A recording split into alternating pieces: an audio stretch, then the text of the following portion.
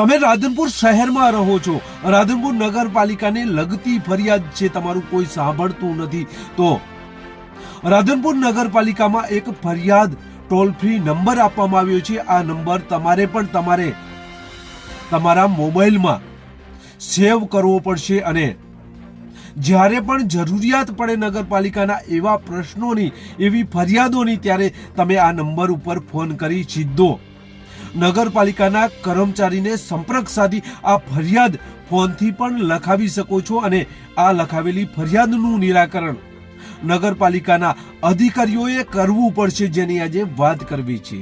નમસ્કાર, ક્રાઇમ આવાજ ન્યૂઝમાં તમારું સ્વાગત છે. હું છું તમારો નાનજીભાઈ ઠાકોર. તમે રાધનપુર શહેરમાં રહેતા હો તો તમારે અનેક સમસ્યાઓ આવતી હશે, જેમાં પાણીની સમસ્યા હોય, લાઇટની સમસ્યા હોય કે પછી અન્ય કોઈ પણ સમસ્યા હોય.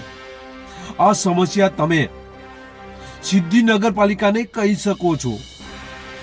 રાધનપુર નગરપાલિકા દ્વારા એક લેન્ડલાઇન નંબર જાહેર કરવામાં આવ્યો છે, જેનો નંબર છે 180003236761. ફરીથી બોલું છું, 1800233276 અને 1. આ નંબર તમારા મોબાઈલ નંબર સાથે સેવ કરીને રાખજો. તમારે પીવાનું પાણી આવતું નથી તો તમે ફરિયાદ કરી શકો છો. તમારી સોસાયટીમાં સ્ટ્રીટ લાઇટ ચાલુ નથી તો તમે પણ આ નંબર ઉપર સંપર્ક સાધી શકો છો. તમારે ગટર તૂટી ગઈ છે અને એ સોલ્યુશન નથી આવતું તો તમે આ નંબર ઉપર ફરિયાદ લખાવી શકો છો.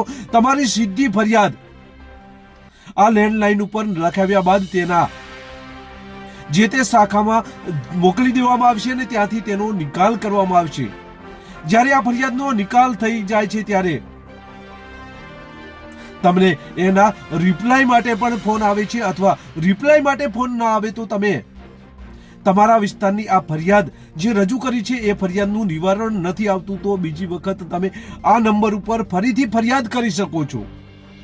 આ નંબર છે લોકોની સમસ્યા દૂર કરવા માટે અને નગરપાલિકામાં એક બેઠેલ કર્મચારીને આ ફરિયાદો સાંભળવાનો અને તે ફરિયાદો અલગ અલગ શાખાઓમાં મોકલવા માટે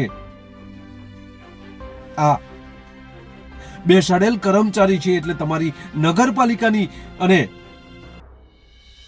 કોઈ પણ સમસ્યા હોય તો તમે નગરપાલિકામાં રહેતા હો અને નગરપાલિકાના પ્રશ્નોને સંબંધી કોઈ પણ માહિતી તમે આપવા માંગતા હોય, તમારી ફરિયાદ હોય તો તમે આ નંબર તમારા મોબાઈલમાં સેવ કરીને રાખજો. આ નગરપાલિકાનો એક લેન્ડલાઇન ફરિયાદ નંબર છે અને આ ફરિયાદ નંબરમાં તમે ફોન કરીને સીધી ફરિયાદ લખાવી શકો છો. બસ એ જ.